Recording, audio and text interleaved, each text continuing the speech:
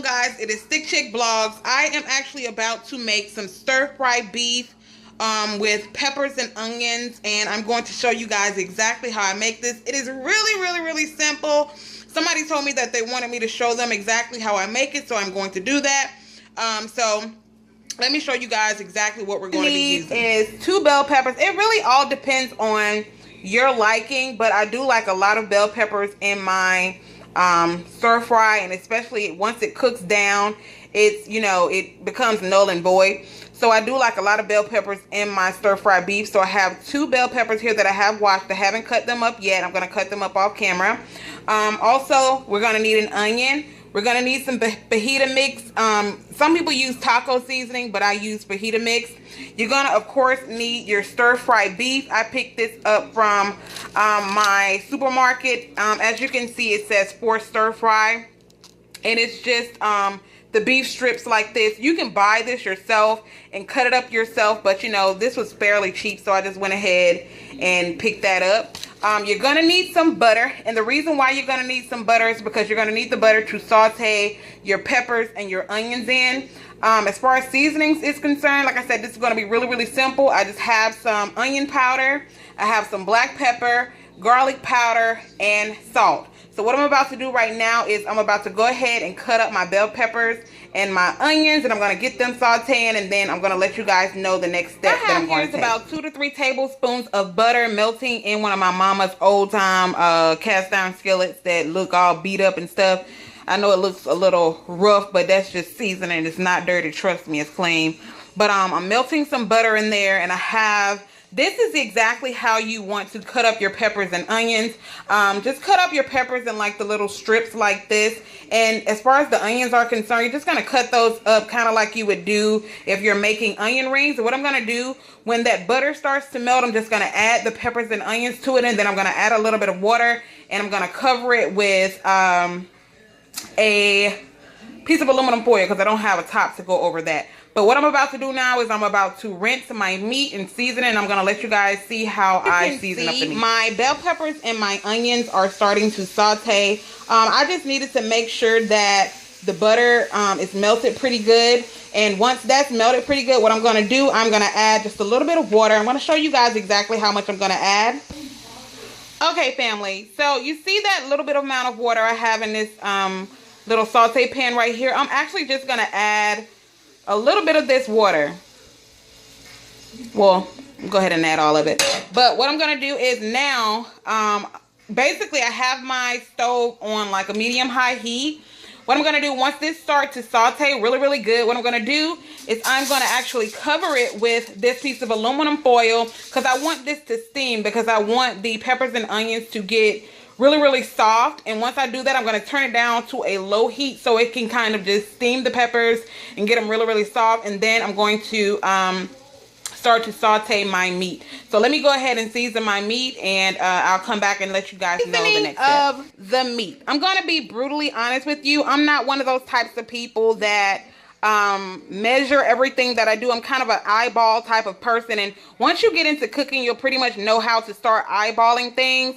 And as far as this pepper steak is concerned, what I'm going to do is I'm just going to add a little bit of each one of my seasonings. So I have some garlic powder here, and just to my liking, I love garlic powder, by the way, so I'm going to be very generous with the garlic powder. I'm going to add some garlic powder. I have some onion powder. I'm not going to put as much onion powder simply because I already have onions going into it. Now, if I had fresh garlic going into there, I probably wouldn't have put that much garlic. So I'm just going to add a little bit of onion powder, not too much.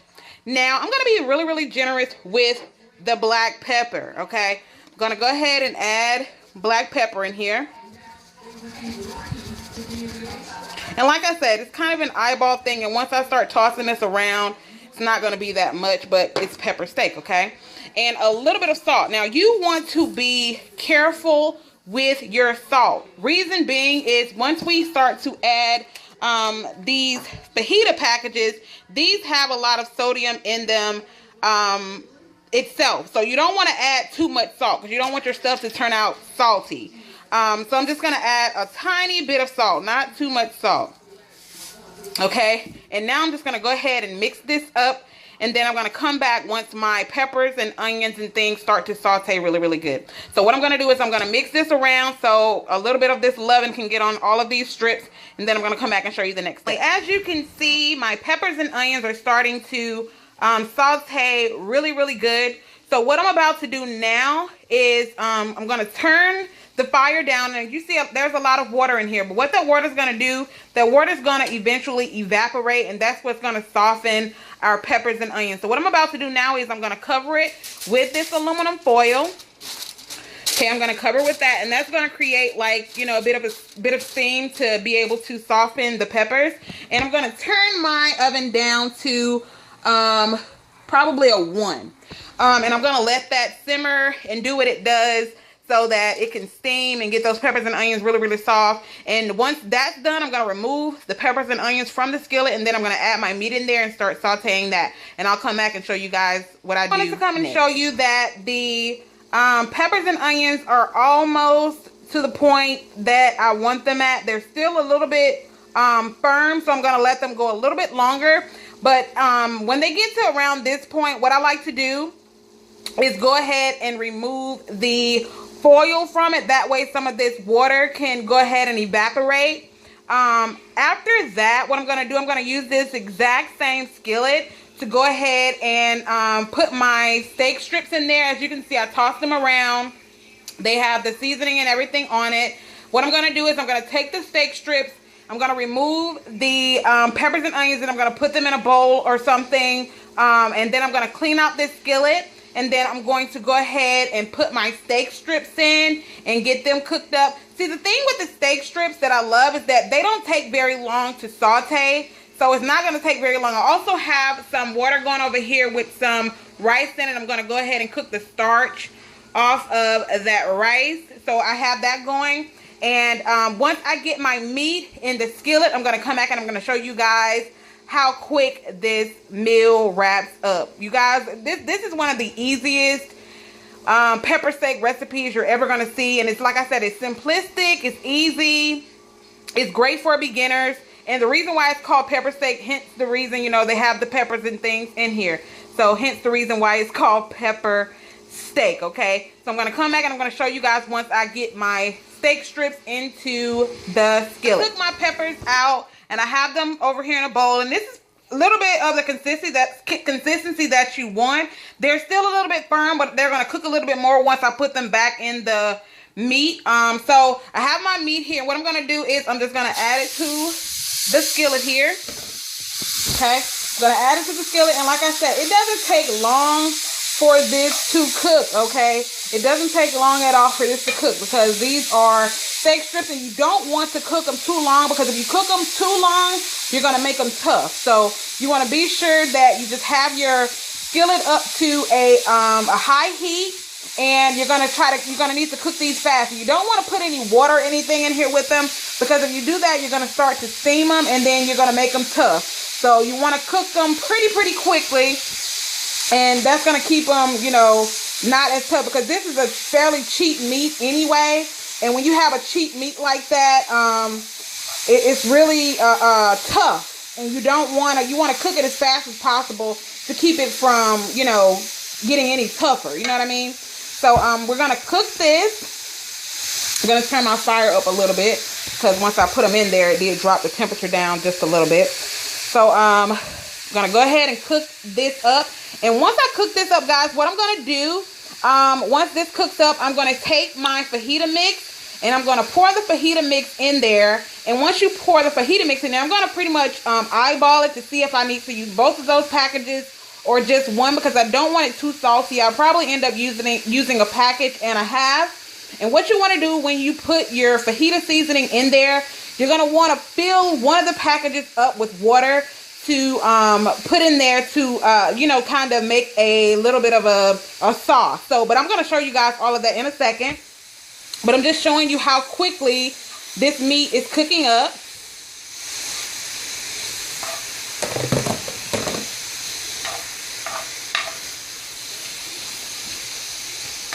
I'm actually going to turn it up just a tiny bit more. Just a tad. I have it on an 8 now, almost on completely high. And like I said, it's going to cook really fast. And once it does that, I'm going to add my peppers back in there, and then I'm going to add the fajita package and all that good stuff. So once this cooks up, I'm going to come back and I'm going to show you guys what it looks like. So this is exactly what you want your meat to look like. Let me turn this light on really quickly. Okay, this is exactly what you want your meat to look like, and this only took about 5 minutes. As you can see, there's a little bit of residual water in here. I did drain off a little bit of the water because it made more water than that, but I'm going to leave that little bit in there. But what I'm going to do now is I'm going to take the peppers and onions that I sauteed earlier, and I'm just going to add those into there. All of that juice and everything. All of that goodness. Yes. All of that goodness. I'm going to add that up in there. Okay. And what I'm going to do now is I'm going to mix this around, and I'm going to come back in a second to show you what I do next. What that looks like now. Looks really, really good, right? And y'all see it didn't take much for us to do that. So now what I'm going to do is I'm going to take my fajita packet here, and I'm just going to add my fajita mix on top. You guys already know that it's already seasoned, okay, with all of the seasonings that we put in there. So it has plenty of seasoning on it, and this is just going to add a little bit of something extra. And I think what I'm going to do is, because that's a lot of meat, what I think I'm going to do is I'm going to add a packet and a half. But what I'm going to do now is I'm going to fill this package up with water, okay? Hold on one second.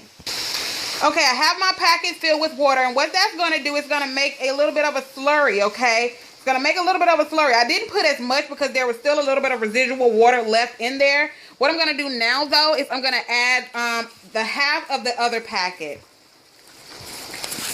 I'm going to add a half of this other packet, if I can maneuver. Okay, so I'm going to add half of this other packet, about that much of the other packet. And I'm going to go ahead and mix this up a little bit. And you'll see that it's going to make like a little bit of a gravy type of situation. And that's going to be amazing on top of that rice that I'm making over there. I mean, it's just going to be amazing. Okay, so let me go ahead and mix this up because I do need both of my hands. I'm going to go ahead and mix this up. Then I'm going to come back and show you guys what happens next. Probably going to fix your plate in a minute. That's exactly how it's looking so far. As you can see, it has made a really, really, really nice gravy here. Oh, you see that? That is going to be amazing on top of that rice, okay? So all I did was what you guys saw me do on camera, and I let it saute just for a little bit on high, and then I turned the stove completely off. Like right now, the stove is completely off, but it's, as you can see, it's still simmering just a little bit. And I covered it with the aluminum foil, and now I'm just waiting on my rice to get done. So the next clip, I'm gonna fix you a plate. All right, you guys, and there you have a delicious plate of pepper steak and rice. Really, really simple. You guys saw how I made it from start until finish, and I hope that you guys enjoyed it. And be sure to watch the video from start to finish so you can see all of the ingredients that I use. I'll try to include them in the description box so that in case you guys are interested in making this will definitely be really, really easy for you guys. So I hope that you enjoyed. If you would like to see more of these cooking videos, be sure to hit that thumbs up button. Be sure to subscribe. Be sure to share all of that good jazz. And until the next one, I'll see you.